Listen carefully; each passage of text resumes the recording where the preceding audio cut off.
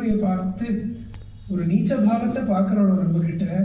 அந்த அந்த ஜீவன் காலசூத்திரம் என்ற நரக்கத்துல போய் விழுமா. இப்படி ஒரு தப்பு பண்ணிருக்கு. எத்தனை நாள் அந்த நரக்கம்னா யாவத் சந்திர திவாகரம், சூரிய சந்திராள் இருக்கிற பரியந்தம். அப்படின்னா அதுக்கும் ஒரு லயம் வரணும். சூரிய சந்திராள் லயம் வருதுன்றது அது மகாபிரளயம், இன்னைக்கு தெரியாது. அந்நிய பரியந்தம் ராதா கிருஷ்ணாள்ல பேதத்தை எந்த ஜீவன் பார்க்கிறதோ அந்த ஜீவன் அந்த காலசூத்திரம் என்ற நரக்கத்துல போய் விழுந்து கிடக்கும். அப்படின்னா சாதாரண விஷயம் இல்லை. பகவான் இதை சொல்லுறதுன்னா நீ போய் இப்படி விழு அப்படின்னு சபிக்கல. அந்த அபேத தத்துவத்தை சொல்றதுக்கு இதை சொல்லுற. இந்த ராதா கிருஷ்ணான்றது அதுல பேதம் பார்க்காத. அது ஒரு ஆடு பெண்ணுன்ற ஒரு பாவத்தை கீழே இறக்கிடாத. அது பரிசுத்தமான ரசம், பரிசுத்தமான பகவத் பிரேமையோடு ஸ்வரூபம்.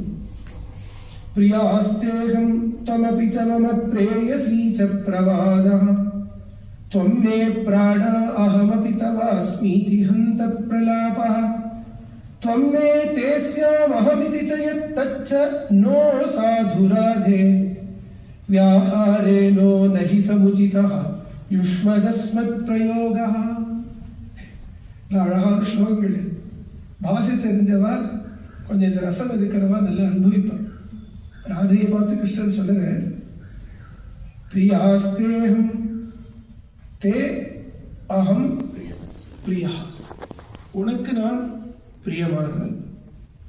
त्वमपि च मम प्रेयसी च प्रवादः, நீ எனக்கு பிரேயசி, நான் உனக்கு பிரியமானவன், நீ எனக்கு பிரியமானவன். இப்போ பிராணன் முன்னாடி சொல்லுது போதுதான், ஆத்மான்னு சொல்லுது போதுதான். அது சொன்னா கொஞ்சம் நமக்கு இன்னும் புரியும். இவள் அவனுக்கு பிராணன், அவன் இவளுக்கு பிராணன். இவள் அவனுக்கு ஆத்மா, அவன் இவளுக்கு ஆத்மா அப்படின்னு வரும்பொழுதே அந்த அபேதத்தை தான் சொல்றான். அது இன்னும் எந்த அளவுக்கு இந்த ஸ்லோகத்தை சொல்றான்னா, தொம்மே பிராணா அகமபிச்ச தவாஸ்மீதி ஹந்த பிரலாபா, அதாவது நீ எனக்கு ரொம்ப பிரியமானவள், நான் உனக்கு ரொம்ப பிரியமானவள். என்னோட பிரேமதான் நீமா, உன்னோட பிரேமதான் நான். அப்படிங்கிற பிரவாதம் வாஸ்தவமானால், உனக்கு பிராணன் நான், எனக்கு பிராணன் நீ அப்படிங்கிற உக்தி வாஸ்தவமானால், துவம் மே, நீ நான், நான் தான் நீ. எந்த அளவுக்கு ஏகத்துவத்தை சொல்ற பாரு. துவம் மே தேஸ்யாம் அஹமிதி சயத் தச்சனோ சாது ராதே. ஹே ராதே, இது சாதுவானால், இது மூணு வாஸ்தவமானால், நீ நான் என்ற சொல்லே நம்ம ரெண்டு பேர் நடுப்புல வராது. வியாஹாரேனோ நஹி சமுச்சிதஹ யுஷ்மத் அஸ்மத் பிரயோகா. நான் சொல்லணும்னா அஸ்மத், நீ சொல்லணும்னா யுஷ்மத். அகம் சப்தம் அஸ்மத் சப்தம், துவம் சப்தம் யுஷ்மத் சப்தம். அகம் துவம் அப்படிங்கிறத சொல்லணும்னா ரெண்டு பேர் இருக்கணும். நீ நான் வேறையே இல்லைன்னா நம்ம ரெண்டு பேர் நடுப்புல நீ நான் சொல்லி எங்கேருந்துமா வரும்? இதான் ராதா கிருஷ்ணன். இதெல்லாம் கண்ணபிரானே சொல்றது. அதனால இந்த ராதா கிருஷ்ண ரசம் அப்படிங்கிறது அந்த திவ்ய தாமம், அந்த திவ்ய ரூபம், அந்த லீலா, அந்த மகிமா உலகத்தில் நமக்கு எங்கேயுமே காண கிடைக்காது, கேட்கவும் கிடைக்காது. அப்படி இருக்கக்கூடிய அந்த ஒரு தத்துவம் லோகானுக்கிரம் மண்டலத்துக்கோஸ்கரம் பாத்ரபத சுக்ல அஷ்டமியில அந்த பிரேமசக்தி நம்மளை மேல கண்ணன் பரமா உயர்த்துறதுக்கோஸ்கரம் ஒரு ரூபத்தை தோன்றியிருந்தான். இதுக்கு பின்னாடி ஒரு கதை சொல்லலாம். என்ன சொல்லலாம் அப்படின்னா, பகவான் மோகினியாக ஒரு அவதாரம் எடுத்துன்னு இந்த கதை ரொம்ப பிரசித்தம் ஸ்ரீ பாகவதாதி சாஸ்திரங்கள். அப்படி பகவான் மோகினியா அவதாரம் எடுத்து வரும்பொழுது அத்தனை பேரும் அந்த மோகினி ரூபத்தை பார்த்து மயங்கினான். ஆனா அந்த மயக்கம் வேற விதமான மயக்கம். ஒருத்தர் பார்த்து மயங்கினாராம், ஆனா அந்த மயக்கம் ரொம்ப சுத்தமான ஒரு பாவத்துல மயங்கினார். என்னென்ன மயங்கினார் அப்படின்னா, அந்த மோகினியை பார்த்து நம்ம ஆத்துல இப்படி ஒரு தேஜோவதியான ஒரு கன்யா குழந்தை இருந்தா எப்படி இருக்கும் அப்படின்னு ஒரு சுத்த பாவம், ஒரு வாத்சல்ய பாவம் வந்துதான் அவருக்கு. அவர் யாருன்னா, அவர் தான் சாட்சாத் சூரிய நாராயணன், பானு தேவன். அந்த பானு அப்படி ஆசைப்பட அத்தனை தேவதைகளும் கூட அங்க இருந்தவா அத்தனை பேரும் அந்த சதஸ்ல எல்லாரும் மோகினிய பிராகிருத்தமா பார்த்து மயங்க. ஆனா இவர் பரிசுத்த பாவத்தோட அந்த மோகினியை பார்க்க, அந்த மோகினியோட கட்டாட்சம் அவா யாரு மேலேயும் விழாத இந்த சூரிய நாராயணன் மேல விழாத அந்த கட்டாட்சம், பானுதேவன் மேல அந்த கட்டாட்சம் விழ, கட்டாட்சத்தாலேயே பெருமாள் கேட்டாரா, இப்படிதான் ஆசைப்படுறீங்களா, நான் இப்படிதான் வரணுமா? அவரும் ஆமான்னா வரேன். இந்த ஒரு பரிசுத்த பாவம் இருக்கிறவான்ட்டு தான் நான் வருவேன். நான் உனக்கு தோன்றுறேன், நீ உலகத்துல தோன்றி தபஸ் பண்ணுட்டான். அப்படிதான் அந்த சூரிய நாராயணனே விருஷபானு என்ற பெயரோடையும் கலாவதி என்ற மனைவியோடையும் சேர்ந்து பிரம்மாவை குறித்து பல காலம் தபஸ் பண்ண, பிரம்மா ஆவிர்பவிச்சு அவளுக்கெல்லாம் அவ பூர்வ ஸ்மிருதி இருக்கும், மனுஷாலா வந்துட்டதுனால அவ தெய்வம்ன்றது மறக்க மாட்டான். அந்த ஸ்மிருதியோடு தான் வர தான் சூரியன் தெரியும் விஷ்ணுவானுவுக்கு. அப்படி வர பிரம்மா தபஸுக்கு பிரசன்னமாகி முன்னாடி தோன்றி வர இவர் கேட்கிற, பெருமாள் அன்னைக்கு மோகினி அவதாரம் எடுத்து நான் ஆசைப்பட வரேன்னு சொன்னாரு, சுவாமி மறந்துட்டாரா? இது தபஸ் பண்ணுன்னு சொன்னேன், நான் இவ்வளோ வருஷம் தபஸ் பண்ணேன், சுவாமி நான் அவதாரம் பண்ணலையேன்னா, பிரம்மா நான் விண்ணப்பிக்கிறேன் பெருமாள் கிட்ட.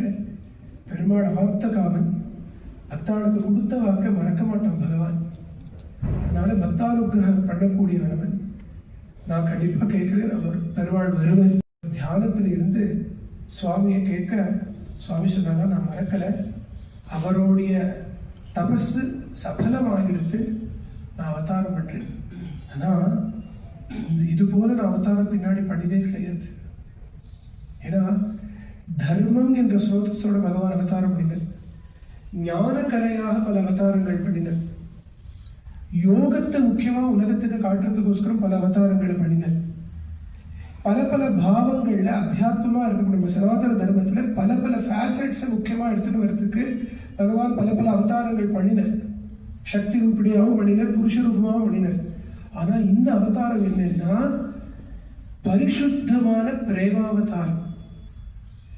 எந்த ஜீவன் இந்த உலகத்தை விட்டு பகவான் கிட்ட கனெக்ட் ஆகணும்னு ஆசைப்படுறதோ அந்த கனெக்ஷனுக்கு இவனுக்கு அந்த மாதிரி ஒரு உள்ள ரசம் வந்துடுத்து அப்படின்னா, பாவம் வந்துடுத்துன்னா, அந்த அந்த பரதத்துவத்துக்கிட்ட பகவான் கிட்ட கனெக்ட் பண்ணுறதுக்கு ஒரு சக்தி வேணுமே. அந்த சக்தியை பிரபலமா வச்சுட்டு பகவத் பிரேமைய, பரிசுத்தமான பகவத் பிரேமைய மாத்திரம் பிரபலமா வச்சுட்டு வரக்கூடிய ஒரு அவதாரம். அதனால மற்ற அவதாரங்களை காட்டிலும் இந்த அவதாரம் ரொம்ப சிறந்ததான அவதாரம், அலௌகிகமான அவதாரம்.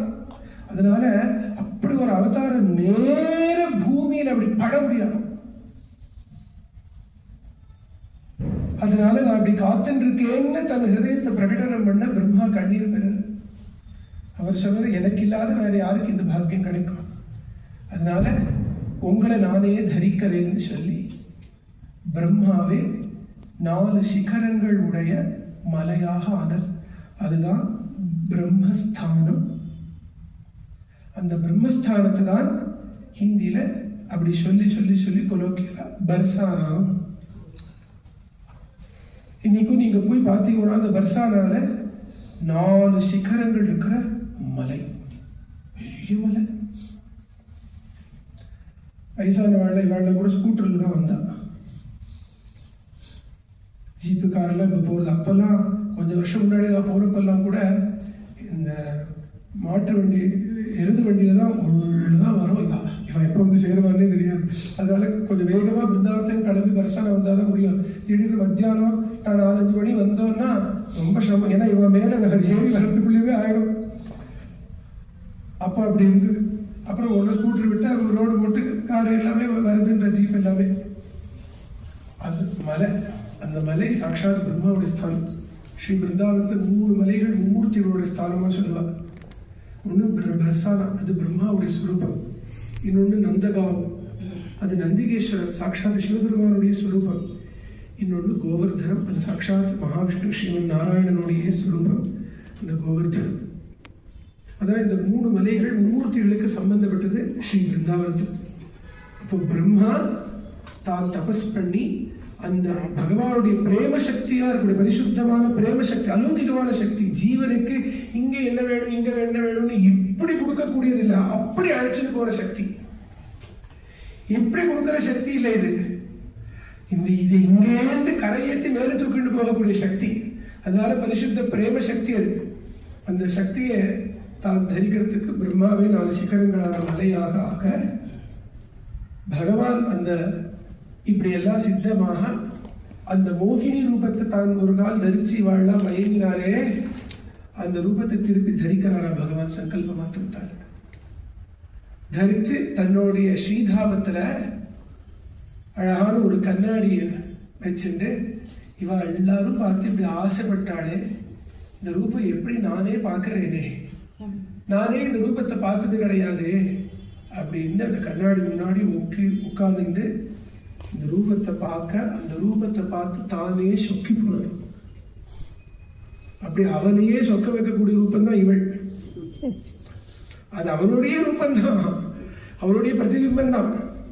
அந்த மோகினி ரூபத்தை இப்படி பார்த்து உன்னுடைய வாஸ்தவமான ஹிருதயத்தை தெரிஞ்சின்றவர் சூரியநாராயணன். அதனால அவருடைய ஹிருதயம் ரொம்ப பரிசுத்தம். இந்த ரூபம் பரிசுத்த பிரேம சக்தி. அதனால நீ சகல சத்குணான்விதையாக உலகத்துல சம்சாரத்துல தவிக்கக்கூடிய ஜீவர்களை பகவத் பிராப்திக்கு எதிர்நோக்கி இருக்கக்கூடிய முமுட்சுக்களை ரசிக்கால பரிசுத்த பிரேமரசம் இது. இந்த பிரேமரசம் அப்படிங்கிறது இது கொஞ்சம் சொல்ல தயங்குறேன். ஒரு சந்தர்ப்பம் வரும்பொழுது சொல்லுறேன். அந்த இதுக்கு அந்த பிரேம உன்னே போறோம் பகவத் பிராப்திக்கு. மீதி எந்த சாதனைகளும் இதுக்கு தேவையில்லை அப்படிங்கறத மாத்திரம் இப்ப நான் சொல்லிக்கிறேன்.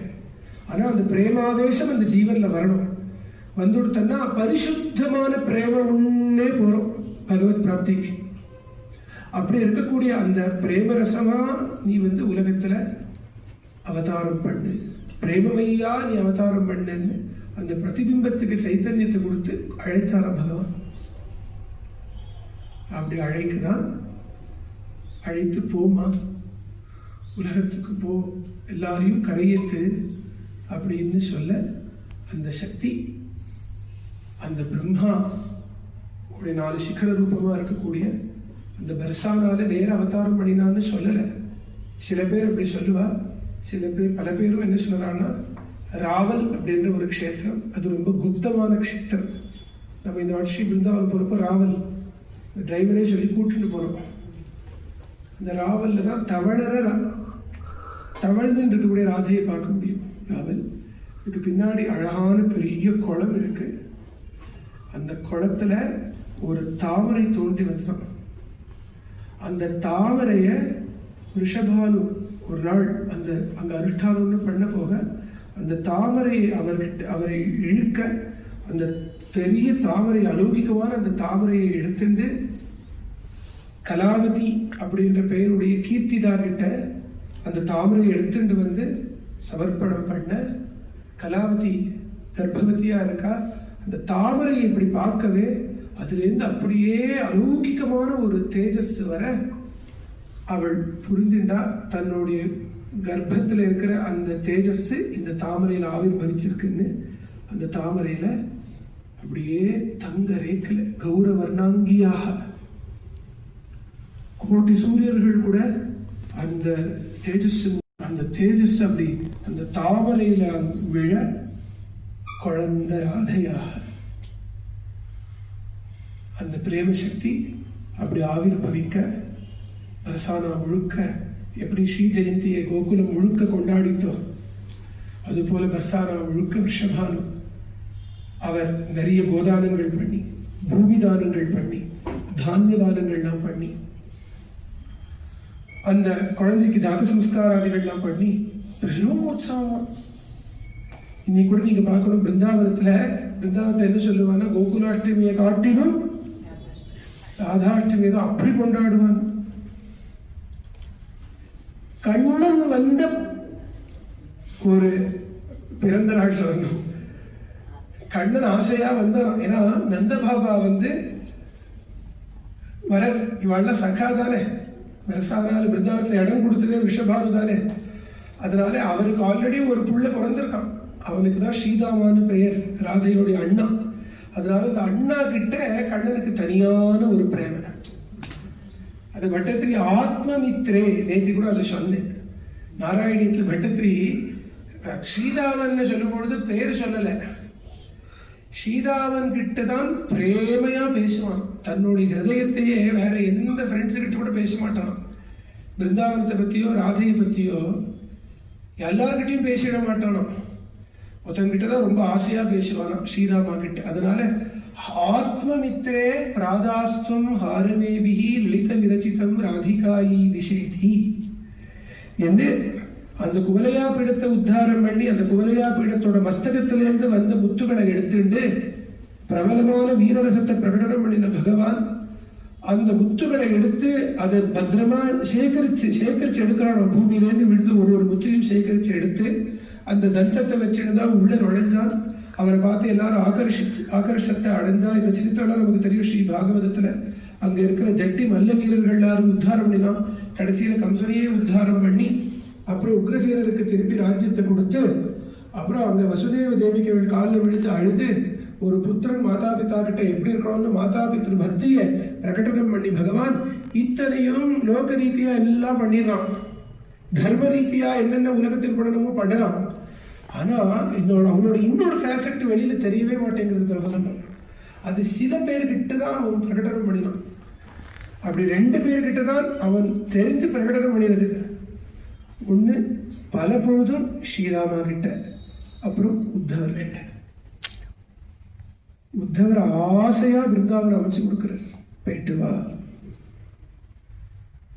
என் ராதையை பார்த்துட்டு வா, கோபிகைகளை பார்த்துட்டு வா, பிருந்தாவன ரசத்தை அனுபவிச்சுட்டு வா அப்படின்னு அமைச்சு கொடுக்கிறார். ஸ்ரீதாமா கிட்ட சொல்லுறார். ஸ்ரீதாமா கிட்ட இத்தனையும் பண்ணிட்டு எல்லாம் வேலை முடிஞ்சு ஸ்ரீதாமா தான் தனியா கூட்டிட்டு போயிட்டாராம்.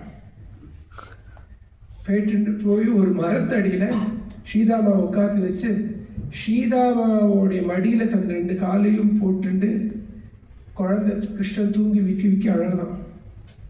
என்ன நினைச்சு அழறான்னா, அது போல ஒரு பூமி, அது போல ஒரு மக்கள், அது போல ஒரு பிரேம, லோக சம்பர்க்கமே இல்லாத ஒரு வாழ்க்கை எங்க கிடைக்கும்?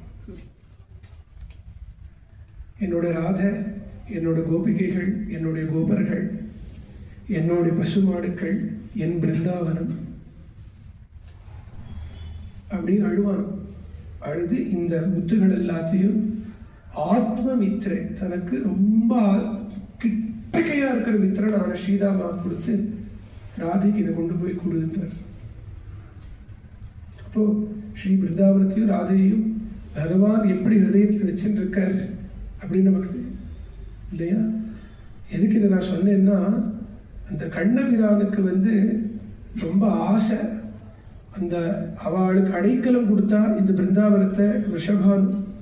அதனால இங்க ராதை இந்த ஸ்ரீதாமா சொல்ல ஸ்ரீதாமா ஆல்ரெடி ஒரு புள்ள குழந்தை இருக்கா, ஒரு பொன் குழந்தை தான் ரொம்ப ஆசைப்பட்டு இவர். அவர் பூர்வ அவதாரத்தில் சூரியனாக இருக்கும் பொழுதே தான் அப்படி ஆசைப்பட்டிருக்க. இந்த அவதாரத்தை ரொம்பவே அது பிரகடனம் வெளியில் ரொம்ப தெரிஞ்சுதான். உள்ள குழந்தை பிறந்து கொடுத்து ஒரு பொண்ணு பிறக்கணும்னு ரொம்ப ஆசைப்பட்டானா. அப்படி ஆசைப்படதான் தன் கிருப்பையால இந்த பரிசுத்தமான ஜீவனான அந்த ஈஸ்வர சதிருஷனா இருக்கக்கூடிய அந்த சூரியநாராயணோட அவதாரமான ரிஷபானுவுக்கு ஜெகன்மாதா பிரேம சக்தி, கிருஷ்ணனோட கிளாதினி சக்தியான அந்த ராதை அப்படி அவதாரம் பண்ண, அப்படியே பர்சானா முழுக்க எல்லா வீடுகளையும் தோரணம் கட்டி கோலங்கள்லாம் இட்டு அப்படியே உற்சவம் கொண்டாடுறான். மங்கள வாத்தியங்கள் இல்லை, பேரி வாத்தியங்கள் என்ன எல்லா இடத்துலையும் பெரிய ரிஷிகள்லாம் வந்திருக்கேன். கிருஷ்ணோத்சவத்துக்கு தான் வந்தவா வாழ்லாம் கொஞ்ச நாள் முன்னாடி எல்லாம் நந்தகோகுலத்தில் நந்தோத்சவத்துக்கு வந்தவா வருஷானார் இப்படி உற்சவம் நடக்கும்னு ரிஷிகள் அவளுக்கு தெரியாதா? ஸோ அவள்லாம் காத்துட்டு இருக்கா. நேரம் 2 உற்சவத்தையும் முடிச்சுட்டு போகலாம், கிருஷ்ணாஷ்டமி ராதாஷ்டமி முடிச்சுட்டு போகலாம் அப்படின்னு காத்துட்டு இருந்தவா இங்கே ராதை பிறந்துட்டான்னு ஆசை கேள்விப்பட எல்லா ரிஷிகளும் இதை கர்க சமீதியில் சொல்லுது. கண்ணனுக்கு பெயர் வச்ச கர்காச்சாரியரே இதை சொல்லுற. நாங்கள் எல்லாரும் சேர்ந்து பர்சானா போகிறது. பர்சானா போய் அந்த பிரம்மஸ்தானத்தில் அந்த ராதையை பார்க்கணும்னா அந்த காந்தி அப்படியே அவ்வளோ தேஜோமயமாக இருக்கா. கிருஷ்ணரை பார்த்து தான் ரசிச்சிருக்கா. கிருஷ்ணனோட பிரேம சக்தின்னா அது கண்ணனோட ரொம்ப பிரபலமாக தான் இருக்கும். அதனால கண்ணனுடைய சாநித்தியத்தை காட்டிலும் ராதையோடைய சாநித்தியம் இன்னைக்கும் அந்த வித்தியாசம் தெரியும். பிருந்தாவனத்துக்கும் பர்சானாவுக்கும். நான் மதுரா கோகுலம் பிருந்தாவனத்துக்கே வித்தியாசம் சொல்லியிருக்கேன். பிருந்தாவனத்துக்கும் பர்சானாவுக்குமே இந்த வித்தியாசம் தெரியும். நல்ல ஒரு உபாசனா ஹிருதயம் இருக்கிறவா, முக்தாளா இருக்கிறவா, சூக்ஷ்மவதிகளா இருக்கிறவா, பகவத் பிரேமிகாள் பகவத் பக்தாளா யார் இருந்தாலும் அவளுக்கு நிச்சயமா இந்த நீ மத்தியானமே கணேசமா சொல்லிட்டு இருந்தா இந்த பர்சானா என்னமோ தான் அந்த வித்தியாசம் தெரியும். அந்த பர்சானா போய் அந்த ராதையை தரிசனம் பண்ண அப்படியே சாந்திரமான அந்த பிரேம ஆனந்தம் அப்படியே தழைச்சு தழைச்சு தழைச்சு தழைச்சு அந்த ஆனந்த கடல் பொங்கி பொங்கி பொங்கி பொங்கி பொங்கி வருதான். அப்படியே காந்தியுத்தமா இருக்கா. இப்படி எல்லாரும் வர தேவர்ஷிகள்லாம் வந்தாலும் அதுல நாரதர் வரா. நாரதர் அவருக்கு இந்த ரகசியம் தெரியும். ஏன்னா கண்ணன் பிறந்தான்னா அவனுடைய கிளாதினி சக்தி பிரேம சக்தி நிச்சயமா பிறப்போம். அவன் எங்க பிறப்போன்ற ரகசியம் யாருக்கும் தெரியாது. அதனால நாரதர் இப்படியே தேடிட்டு ஊரா போயிட்டு இருக்கான். உற்சவமே நடத்துற ரிஷிகள்லாம் வந்திருக்கா, எத்தனையோ மகான்கள்லாம் வந்திருக்கா, தெய்வங்கள்லாம் கூடி வந்திருக்குன்னு தெரிய நாரதர் ஓடி வந்தார் ராதையை பார்க்க. அப்படி நாரதர் ஓடி நாரதர் வந்தர்னு தெரிஞ்ச உடனேயே அந்த புறத்துல இருக்கா கீர்த்திதா. அப்பதான் குழந்தைய பெற்று எடுத்திருக்கா. கொஞ்ச நேரம் தான் ஆயிருக்கு. உடனே விஷபானு சொல்றார், தேவர்ஷியாக நாரதர் வந்திருக்கிறமா அப்படின்னு சொல்ல அவ இருக்கிற இடத்துலயே சேவிச்சாலாம். ரிஷபானு தண்டவத் பிரணாமம் பண்ணி நாரதரை சேவிச்சு அழைத்தாரா, என் குழந்தைய பாருங்க. அப்படியே இந்த பரலந்த அலௌகிகமான தாமரையில அந்த தங்க ரேக்குல ராதை அப்படியே ஸ்வர்ணமய்யாக ஹிரண்யவர்ணாம் ஹரிணி சுவர்ண ரஜதஸ்ரஜாம் அப்படின்னு லக்ஷ்மியை சொல்லலாம். ஆனா இங்க சிவபெருமான் ராதா ஸ்தோத்திரத்தை சொல்ற கோட்டி பத்மஜா கோட்டி லக்ஷ்மி கூட ஒரு ராதைக்கு ஈடாக மாட்டான். அப்படி ஒரு தேஜோவதியா இருக்கணும். அந்த தேஜஸ் ஆனந்தமயமா இருக்கு. தேஜஸ்னா அப்படி பார்க்க முடியலை, அப்படி கண்ணை அடிக்கிறது அப்படின்னு இல்லாத அப்படியே ஆனந்தம் பொங்கி பொங்கி வரதா அந்த சந்நிதியில. இன்னைக்கும் பர்சானாரு ராதாமாயோட இடத்துக்கு போறோம் அப்படிதான் இருக்கும். அப்படியே அந்த ஆனந்தம் அந்த பிரேம சமுத்திரம் அப்படி பொங்கி பொங்கி வர நாரதருக்கு சொல்லிக்க முடியலையா. தழைக்கிற கண்ண ஆனந்த கண்ணீர் வருது. அப்படியே இப்படி ஒரு அந்த ஆனந்தத்தை தழைச்சு தழைச்சு தழைச்சு மூர்ச்சிடுட்டார் நாரதர். உடனே விஷபானுக்கு எப்படி ஆயிடுத்து என்னன்னு புரியலையே அப்படின்னா அந்த பிரேம சமுத்திரத்தோட அலை. அதனால எல்லாருக்கும் அந்த பர்சானால அப்படி தாக்க முடியாது. ராதையோட சந்நிதி அப்படி அவ்வளவு சுலபமா எந்த ஜீவனாலையும் தாங்க முடியாது. அது பரிசுத்த பிரேம. இந்த பிரேமரசம் வரணும், ஹிருதயத்தை தாங்கணும்னா ஹிருதயம் சுத்தமா இருக்கணும், சித்தம் அகலங்கமா இருக்கணும். அப்படி இருந்தாலுமே அது தாங்க முடியாது. அப்படி திடீர்னு வந்தா தூண்லேயே நரசிம்மர் வந்தது போல இந்த ராதையோடைய அந்த பிரேம சக்தி அவ்வளோ ஈஸியாக ஜீவன் தாங்காது. அது அந்த கிளாதினி சக்தி. கிளாதினாலே ஆனந்தம் தானே. பிரஹ்லாதே பிரஹ்லாதோட சந்நிதி அப்படி இருந்தது சொல்றான். பிரகட்சேன ஆக்லாதயதி. பிரஹ்லாதோட சந்நிதி வந்தவா எல்லாருக்குமே அவ்வளோ ஆக்லாதம் கிடைக்கும்னா அதோடைய மூல சமுத்திரமான ராதை எப்படி இருப்பான் இல்லையா? அப்படி நாரதர் மெல்ல அப்புறம் தன்னையே சரி பண்ணிட்டு எழுந்துட்டாராம். எழுந்துட்டு சொன்னாராம், என்ன கொஞ்ச நேரம் தனியா விட்டுருங்க உங்க பொண்ணோட, இந்த குழந்தையோட, நீங்களாம் நடந்து போயிடுங்கோ, இந்த குழந்தையோட க்ஷேமத்துக்கு நான் ஏதோ பண்ணறேன்னு ராதையோட இருக்கிறதுக்கு ஏதோ சொல்லி இவாழ்னாரு அமுச்சு வச்சேன். நாரதர் உட்காந்துட்டு அப்புறம் என்ன பண்ணினாருன்னா, ராதே ராதே ராதே ராதே ராதே ராதே ராதே ராதே உருகி உருகி அழதான் முடியுமே வேண்டி அங்க போய், ஏன்னா பரிசுத்த பிரேம சமுத்திரத்துக்கு போயாச்சு. அப்புறம் சாதனையெல்லாம் விழுந்து போயிடுச்சு. இனிமே இந்த ஜீவனால லௌகிகமா இருக்க முடியாது, வேதத்தையும் தாண்டி போயிடுச்சு. லௌகிக வைதிகங்கள் சாதனைகள் எல்லாம் விழுந்துடும் அந்த பிரேம சமுத்திரத்தில். அப்புறம் அப்படியே இந்த ஞானத்துல எப்படி மௌனத்துல அந்த நிஷ்டையில இருக்கான்னு சொல்லிடுறாளோ, அந்த பிரேமையில போய் அந்த பிரேமையை தொட்டவாள் எல்லா சாதனைகளையும் தாண்டி அந்த ரசஸ்வரூபி ஆயிடுறா. அந்த பாவ சமுத்திரம் ராதை. ராதை பிரேம சமுத்திரம், ஒரு பாவ சமுத்திரம். அதனால அது it is an facet of bliss, ஆனந்தம், பிரேம.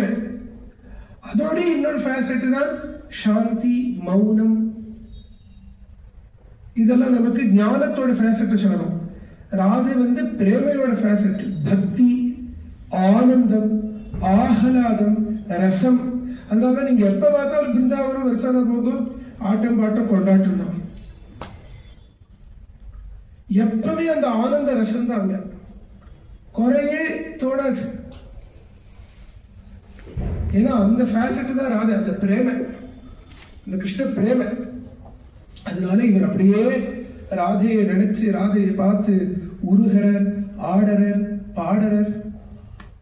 அவர் கையில வீடு இருக்கு, கானம் பண்ணி ஆடறாரா பாடறாரா நாரதர். அப்படி நாரதர் ராதையை அனுபவிச்சான்னு ஒரு சரித்திரம் சொல்லுவா. ராதாஷ்டமி ராதையை தரிசனம் பண்ணி. இன்னொரு சரித்திரம் என்ன சொல்லுவான்னா, இப்படி நாரதர் கொஞ்ச நேரம் ஒரு தெரியாத ஏகாந்தமா ஒரு பஜனை பண்ணினார். தனியா ராதாஷ்டமி கொண்டாடினார், யாருமே இல்லை. அவன் மற்றவாழ்லாம் சேர்த்து கொண்டாடினது அது வேற, தான் தனியா அனுபவிக்கணும். ஏன்னா இப்படி எல்லாரும் சேர்ந்து அனுபவிச்சாலும் கூட சில வாட்டி டெய்லியும் சில பேர் இப்படி பாப்பா அப்படி பாப்பா டைம் பாப்பா பாப்பா இவாளோட உட்காந்து மெனக்கட்டி எனக்கு ராதாஷ்டமி தனியா அனுபவிக்கிறேன் ராதைய அப்படி உங்களை சொல்லல நான் அப்படின்னு சில பேர் இருப்பா. அது யாரா இருந்தா என்ன, தேவத்தைக்கு இருந்தாலும் அவாவா வந்தோ வேலையாச்சா கிளம்பலான்ட்டு அப்படின்னு சில பேர் வந்துட்டு போவா. அவளோட எல்லாம் சும்மா சேர்ந்து ஒரு ராதாஷ்டமி பேருக்கு அனுபவிச்சுட்டு இப்படியெல்லாம் ராதை அனுபவிச்சா போறாது. எனக்கு ராதையை நிறைய அனுபவிக்கணும், எனக்கு தனியா விட்டுடுக்கும் அப்படின்றத சொல்லாத. உங்க பொண்ணுக்கோசரம் நான் ஏதோ ஒரு பூஜை மாதிரி பண்ணறேன். நான் ரசிகாள் பிரதாப் ரசிகாள் சொல்ற விஷயம். அப்படி நான் பூஜை மாதிரி பண்ற உன் பொண்ணோட க்ஷேமத்துக்குன்னு சொல்லி ரிஷபா முதல் கொண்டு அம்மா முதல் கொண்டு எல்லாரும் அமைச்சு தனியா அவர் ஒரு ராதாஷ்டமி பஜனை பண்ணி கொண்டாடினார் ராதையை. இப்படி அவரை கொண்டாடி ஒரு ரிஷபான உள்ள பூஜை பண்றது பூஜை பண்ணிட்டு பூஜை 6 மணி நேரம் 3/4 மணி நேரம் 1 மணி நேரம் ராதா சஹஸ்ரநாமம் சொன்னாலும் முடியாது. அது கிட்ட சொன்னா இன்னைக்கு அழகா பண்ணின ஒரு நாமா சொல்லி 1000 வாட்டி ராதாயி நமஹ ராதாயி நமஹ ராதாயி நமஹ ராதாயி நமஹ ராதாயி நமஹ. அது நம்ம கணேஷ் மாமா சபாவத்துக்கு கொஞ்சம் ஃபாஸ்ட். அந்த நாம முடியறதுக்கு முன்னாடி மாமா ராதாயி நமஹ ராதாயி நமஹ. அதான் ராதா ராதா ராதா ராதா ராதா ராதா ராதா ராதா அந்த துவனி அதை கேட்டுட்டே இருக்க ஒரு ஆனந்தம். வேற ஒன்றும் வேண்டாம். ராதாஷ்டமின்னு என்ன பண்ணணும், உட்காந்து காத்தாலேருந்து ராத்திரி விட்டு ராதா ராதா ராதா ராதான்னு சொல்லிதான் பாருங்களேன்.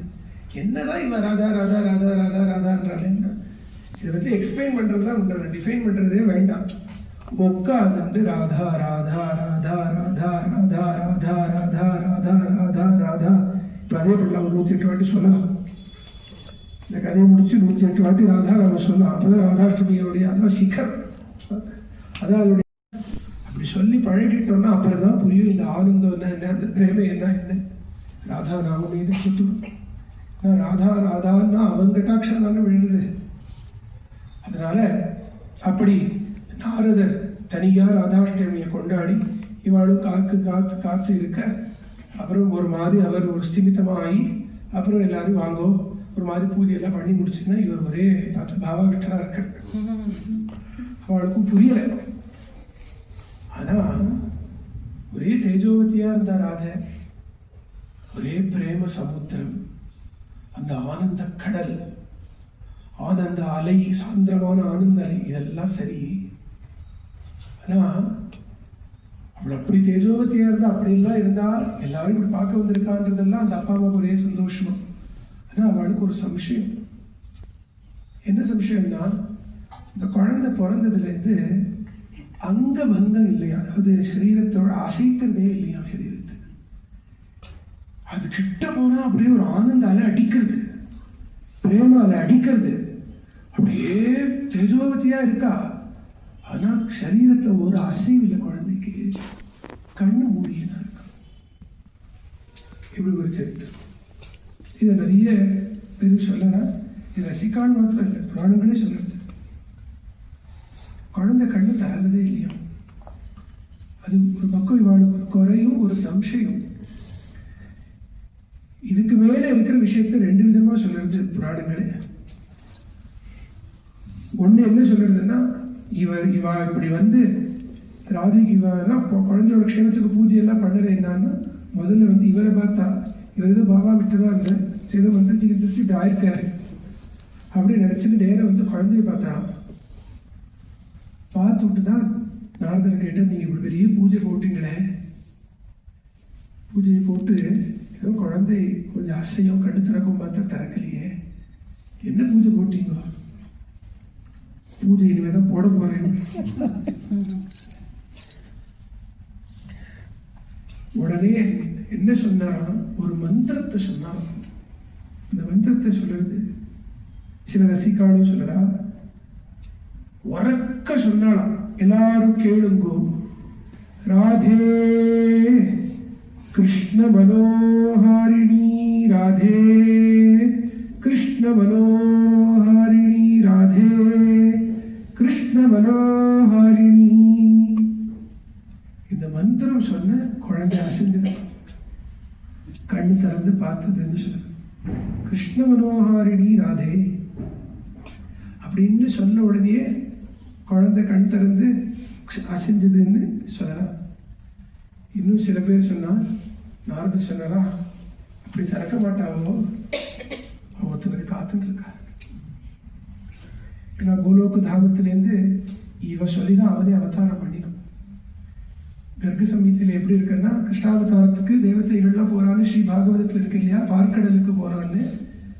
கோலோக தாமம்னு ஒரு தாமம், அந்த தாமத்துல பகவான் வைகுண்டம்னு ஒரு தாமம் நமக்கு தெரியும், பாகவதத்தால தெரிகிறது.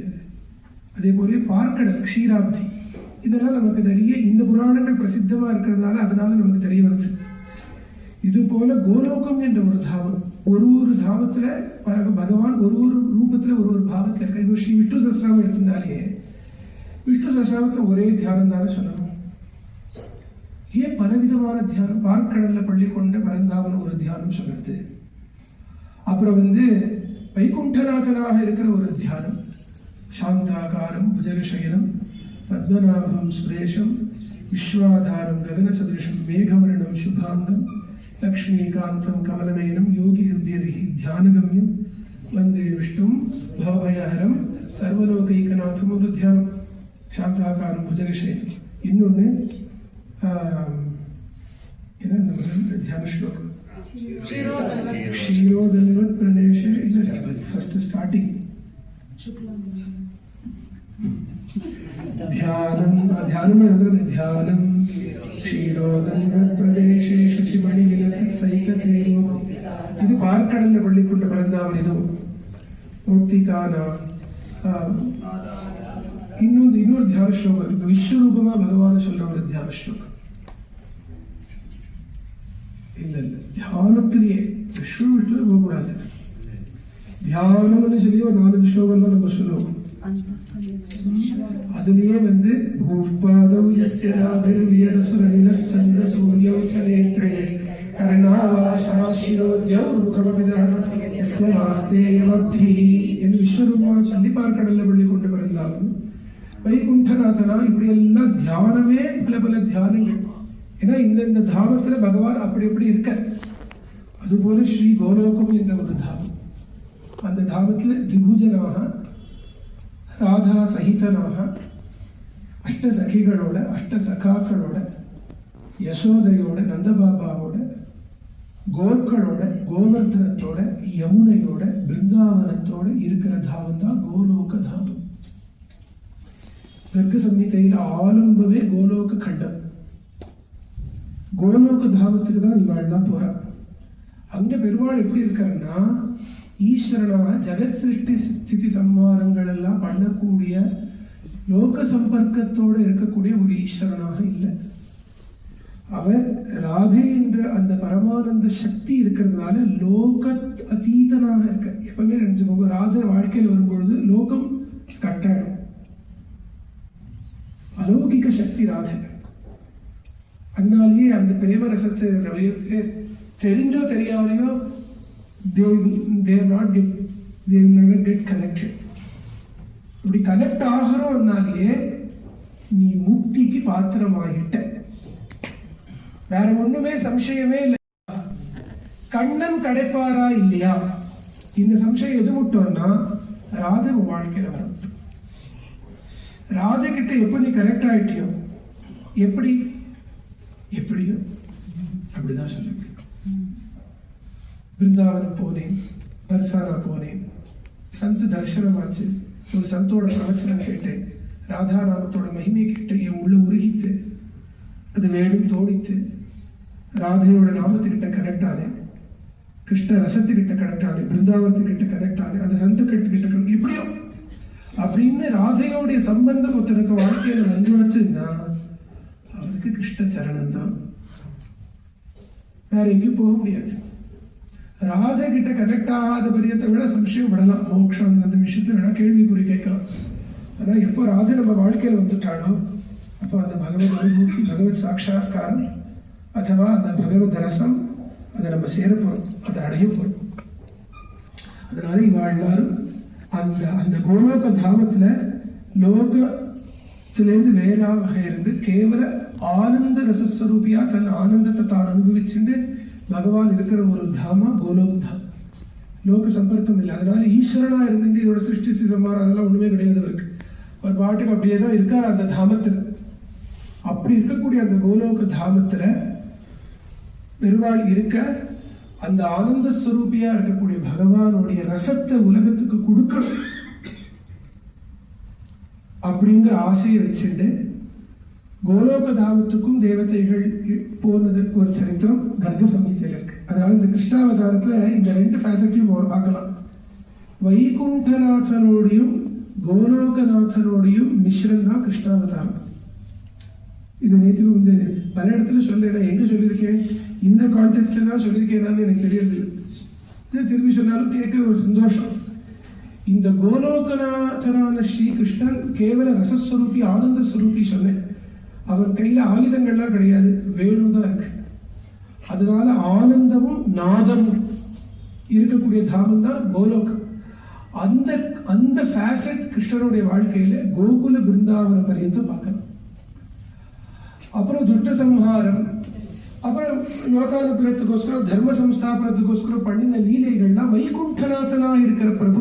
அதனாலேயே பிருந்தாவன ரசிகால் என்ன சொல்லுவான்னா, இந்த அக்ரூரரோட போனது நம்ம கிருஷ்ணன் கிடையாது. அக்ரூரரோட போறது யாரு? நாராயணன், வைகுண்டநாதன். நம்ம ஊர் கண்ணன் கிடையாது, நம்ம ஊர் கண்ணூர்லயே தான் இருக்கான்னு கூட பிருந்தாவன ரசிகால் சொல்லுவார். அதனால அப்படி பகவான் அந்த கோலோக தாமத்துல இருந்து இவாள்லாம் பிரார்த்தனை பண்ண. அப்ப ராதைதான் விண்ணப்பிச்சுட்டாளா கண்ணன் கிட்ட, நீங்க போய் அவதாரம் பண்ணணும். கண்ணன் சொன்னாரா, நீ வராத நான் எப்படிமா போவேன்? என்னோட பிராணசக்தி ரசசக்தி நீ இல்லாத நான் எப்படி போவேன்? நான் பிருந்தாவனம் இல்லாத வரமாட்டேன் நானா ராதை. அதனால அந்த பிருந்தாவனத்தோட சாயை பூலோகத்தில் பகவான் பண்ணினான். அப்படி பண்ணதான் ராதையும் அவதாரம் பண்ணினான். ஆனால் ராதை சொன்னாலும் உங்க சம்பர்க்கம் வராத நான் கட்டத்திலிருந்து வேற யாரையும் லோகத்தை பார்க்க மாட்டேன். முதல் என்னுடைய திருஷ்டி உங்க மேலதான் படணும். அதை ஞாபகம் வச்சுட்டு பகவான் அதுக்கு அங்கீகாரம் பண்ணி நான் வரேன் அப்படின்னு சொல்லதான் அந்த கிருஷ்ண தரிசனம் ஆர பரியந்தம் கண்ணை திறக்கவே. இந்த ரகசியம் நாரதருக்கு தெரிஞ்சதுனால ரிஷபானுக்கு சொல்லுற, உன் மித்திரனான நந்தகோபரை நீ அழைச்சியோ, நந்த பாபாவை கூப்பிட்டுருக்கியா? அவரை கூப்பிடாத இருப்பா? அவர் என்னோட பரவ மித்திரா அழைச்சே, அவர் வந்துவிடு, அவர் வந்தா இந்த காரியம் வேணா கூப்பிட்டு. அவரோட துள்ளி குதிச்சுன்னு வந்துதான் நம்ம கிட்ட ஓடி ஓடி வர அந்த நந்தகோபரோட அந்த கண்ணபிரான் அவனோட ஸ்பர்ஷம் கிடைக்க ராதை கண்ணு திறந்து கண்ணனை அப்பதான் முதல் பார்க்கிறான். உலகத்தை பார்த்தா சரீரத்திலையும் கூட சலனைகள் ஏற்பட்டது. அப்போ அந்த அபின்ன சக்தி, கண்ணன் இல்லாத ராதை இல்லை, ராதை இல்லாத கண்ணன் இல்லை. அப்படிதான் அந்த பிரேம சக்தி. இந்த பாத்ரபத மாசம் நமக்கு சௌரமானமா சிம்ம மாசம் தான். இவன் கிருஷ்ணபக்ஷம், இவன் சுக்லபக்ஷத்துல அஷ்டமி திதி 2 பேருமே. அவன் நடுநிஷி, இவள் பகல். பிற்பகல்னு சில பேர் சொல்லலாம், இல்ல முன்பகல், உஷக்காலத்திலேயே பிறந்தாலும் ரசிகான்னு சொல்லலாம். ராமி முகூர்த்தத்து ராத பிறந்ததாக சொல்லலாம். அவளுக்கு அனுராதா அந்த நட்சத்திரம் தான், ராதையோடைய நட்சத்திரமே அனுராதா, அது அவள் பேர்லயே இருக்கு. அதனால இந்த அனுராதா நட்சத்திரத்துல பாத்ரபத மாசத்துல சுக்லபக்ஷத்துல அஷ்டமி திதியில சோமவாசரம், சோமவாசரம் அதான் இந்து வாசரம். அந்த சோமவாசரம் இதுதான் ராதையோட நாள். இதெல்லாம் கர்க்க சம்ஹிதையை சொல்றது. அதே மாதிரி கண்ணனையும் சொல்லுறது. கண்ணனும் கூட இந்த கர்க்க சம்ஹிதையை வச்சுட்டு நான் சொல்லறேன், ஸ்ரீ ஜெயந்தி வரலையே. நம்ம ஒரு கோகுலாஷ்டமிக்கு ஆல்ரெடி சொல்லியிருக்கேன். கர்க்க சம்ஹிதை தான் வச்சுட்டு சொன்னேன். கர்க்க சம்ஹிதை வச்சு நான் சொன்னேன் கிருஷ்ண ஜனனம். இந்த வாட்டி ரொம்ப கோகுலாஷ்டமி வந்தப்போ ஆமா. அதுபோல இங்கே அங்க அன்னைக்கும் அதுவும் அங்க பலராமருடைய ஜெயந்தியும் சொல்லலாம். அவருடைய நட்சத்திரம், அவருடைய எந்த நாள், இது எல்லாமே கர்க்க சம்ஹிதையில கிருஷ்ணனை மட்டும் அனுபவிக்கக்கூடிய, ராதா கிருஷ்ணனை மட்டும் அனுபவிக்கக்கூடிய, கண்ணனுக்கு சம்பந்தப்பட்ட அத்தனை பேரையும் அனுபவிக்கக்கூடிய ஒரு சம்ஹிதை தான் ஸ்ரீ கர்க்க சம்ஹிதை. அவர் யாதவருக்கு குலகுருவா இருந்தார். அவர் தான் இந்த சொல்லுதல். இது நடப்பதுதான் ராதா கல்யாண வைபவமும் வருது, கர்க்க சம்ஹிதையிலேயே வருது. ஆனா அந்த கல்யாணம் சாதாரணமான மனுஷ கல்யாணமா இல்லாததுனால குப்தமா நடக்கிறது. ஸ்ரீ பிருந்தாவனத்திலேயே குப்தமா கர்காச்சாரியால் பிரம்மாவை அழிச்சு அதை நடத்துறதா ஒரு அத்தியாயம் முழுக்க வருது. அப்படி இந்த ராதாஷ்டமியில இந்த 3 நாள் யதாசக்தி யதாமதி கொஞ்சம் அந்த பிரேம சக்தியான ராதையை நம்ம அனுசந்தானம் பண்ற ஒரு பாக்கியம் நமக்கு கிடைச்சது.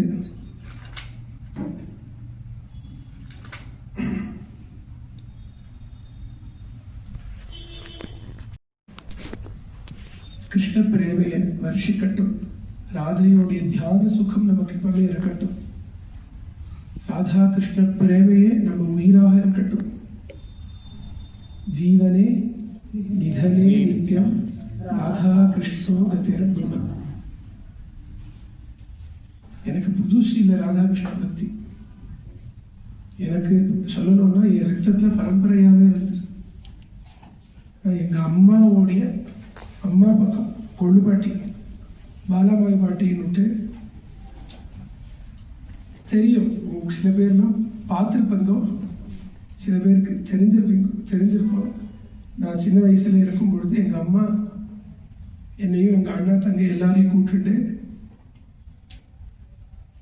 திருவாடிபுரத்தை ஒட்டி சப்தாகம் பண்ணுவா பாட்டி. சப்தாகம் என்னன்னா 7 நாளும் ராதா கல்யாணம். பாகவத சப்தாகம் இல்லை, சப்தாகம்னா 7 நாள்னு அர்த்தம். சப்தாகன்னா 7 நாள், அதாவது 7 பகல். அந்த 7 நாளும் எங்க பாட்டி ராதா கல்யாணம். ராதா கல்யாணம்னா இப்போ வந்து பொதுவா பஜனை சம்பிரதாயத்தை பஜனைக்காரெல்லாம் கூப்பிட்டு அப்படி நடக்கிற மாதிரி ஒரு ராதா கல்யாணமே எங்க பாட்டி வீட்டில் நடக்காது. மிருதங்கள்லாம் ஒண்ணுமே இருக்காது, வயலின் இருக்காது, வாயில எதுவும் இதெல்லாம் என்ன நிறைய பேர் ரெக்கார்டு எடுத்து எங்கேயோ போட்டுள்ள அப்புறம் கேட்கறவெல்லாம் தப்பா எடுத்துப்பா. நான் அப்படி சொல்லலை. அவன் எல்லா பாகவதாளுக்கும் எனக்கு எப்பவுமே அந்த ஒரு பக்தியும் பிரேமையும் இருக்கும். இருந்தாலும் இந்த ராதாகிருஷ்ண ரசம் அப்படிங்கிறது என்னன்னு சொல்லுவேன். அந்த அந்த ராதா பிரேம, அந்த ராதா கிருஷ்ண யுகல பிரேம, தனியா ராதா பிரேமே தனியா கிருஷ்ண பிரேமன்னு கிடையாது.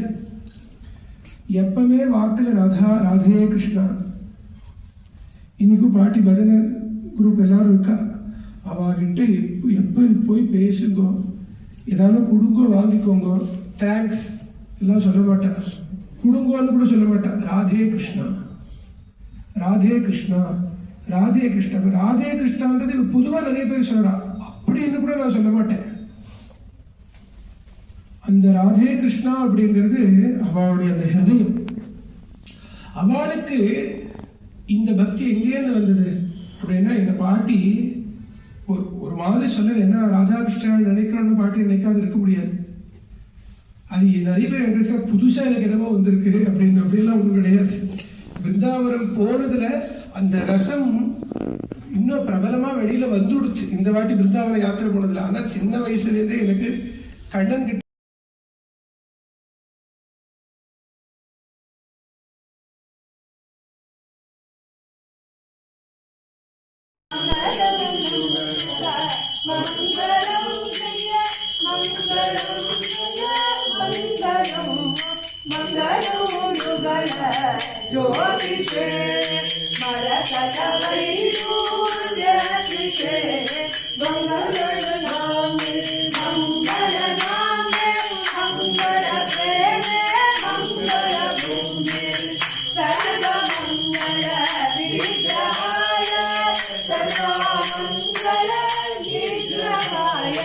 Mangalam